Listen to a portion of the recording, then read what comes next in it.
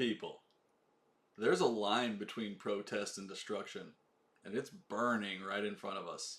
Los Angeles, Chicago, New York, Seattle, and even San Antonio, my hometown. Our cities are bleeding, not from oppression, not from the people's cry, but from a masked mob of opportunists who think chaos is their birthright. This isn't civil disobedience. This is a desecration of everything we hold dear. This is coordinated chaos. This is the manipulation of outrage, bankrolled, weaponized, and unleashed on working communities.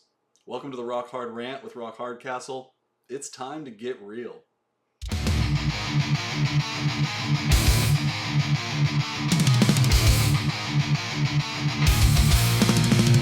Sociopaths and systems preaching agendas, forfeit unity, armored windows cracking, corporate hypocrisy, massive philanthropy, diversity's a weapon, culture hijacking, shoving ideas down throats, chaos erupts, melting pot boils over identity snap, empty slogans, fake smiles, divide and conquer, cities burned, dropped to the map.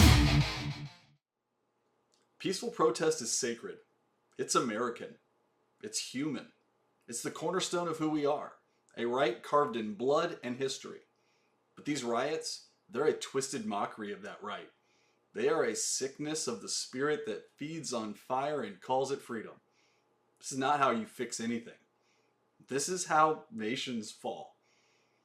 You don't liberate a community by terrifying it.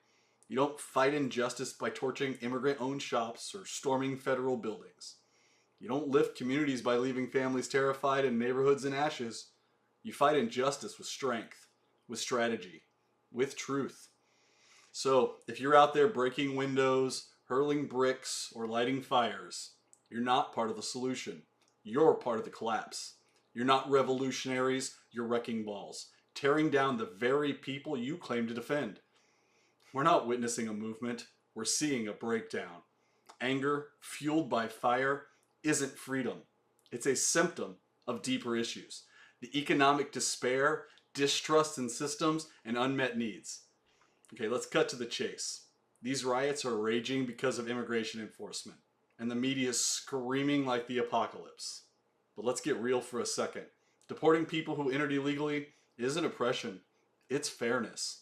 Millions of legal immigrants played by the rules. They waited their turn. They paid their dues. They learned the language. They filed the paperwork. They believed in the process. They're the hearts of our communities, building lives through sweat and sacrifice.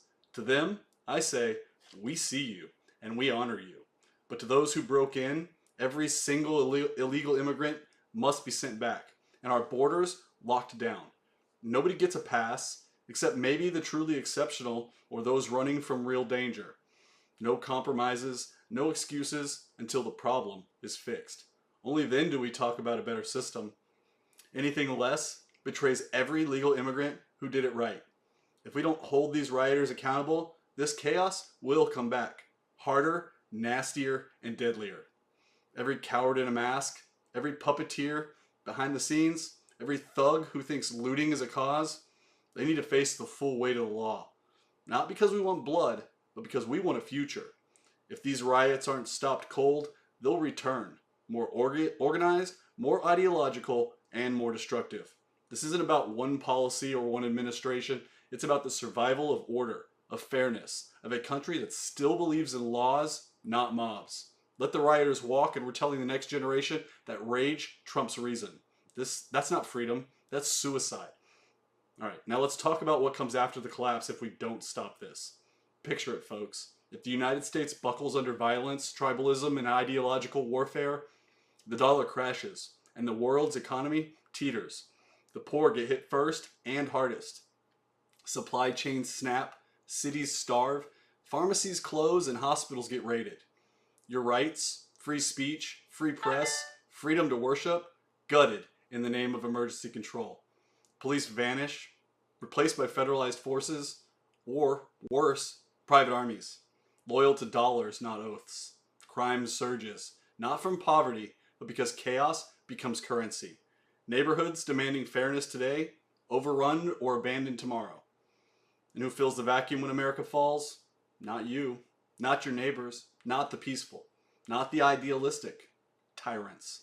foreign or domestic, funded or fanatic. They're watching, waiting, and they will be ready to seize power. Because power abhors a vacuum. You think authoritarianism's bad now? Wait till people beg for it out of fear. Wait till they trade liberty for a leash. If this is not stopped, if this is not condemned from every side of the aisle, if this is not prosecuted and remembered, then this republic will not stand. Not because of one riot, but because of what we let it mean. Because we told the next generation that law is optional and rage is righteousness. Let that not be our legacy. This is not a warning. It's history. It's what happens when good people let fire spread. This country is worth more than that. We're not here to burn. We're here to build. We're Americans. We disagree. We debate. We change minds. Not torch dreams. Reject the fire, folks. Reject the masked cowards pretending to care. Reject the lie that burning your neighbor's world makes yours better. Not here. Not us. Not now. We draw the line. Not with fists, but with principle. We demand accountability for every rioter who turned protest into treason against justice. We secure our borders and honor the law, because fairness isn't negotiable. And then, only then, we sit down and forge a future where every voice counts. Once we've shut this chaos down, we build a system that delivers opportunity to all who earn it. No more flames, just builders, ready to roll up their sleeves and work through debate, not destruction. This is the Rock Hard Rant, and I'm calling on you. Left, right, or neither. Stand up. Defend the peace. Show the world America doesn't fall when we stand tall. Let's make this the moment we said, never again. Join me, folks. Let's build, not burn. Tyranny thrives in chaos, but we can choose a different path.